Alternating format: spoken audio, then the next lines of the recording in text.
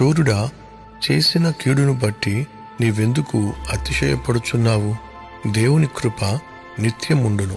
మోసము చేయవాడా, వాడిగల మంగళ కత్తి వలె నీ నాలుక నాశనము చేయునుద్దేశించుచున్నది.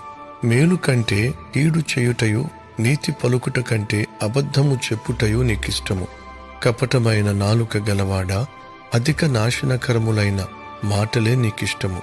కావున దేవుడు సదాకాలము నిన్ను అనగగొట్టును. నిన్ను పట్టుకొని ఆయన నీ గుడారములో నుండి నిన్ను పెళ్లగించును.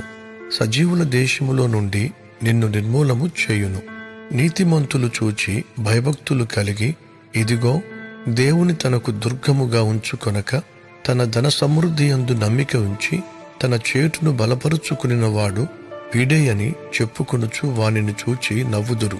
నేనైతే దేవుని మందిరములో పచ్చని ఒలీవ చెట్టు వలె ఉన్నాను. నిత్యము దేవుని కృపయందు నమ్మిక ఉంచుచున్నాను. నీవు దాని నెరవేర్చితివి గనుక నేను నిత్యము నిన్ను స్తుతించెదను. నీ నామము నీ భక్తుల దృష్టికి ఉత్తమమైనది. నేను దాన్ని స్మరించి కనిపెట్టుచున్నాను.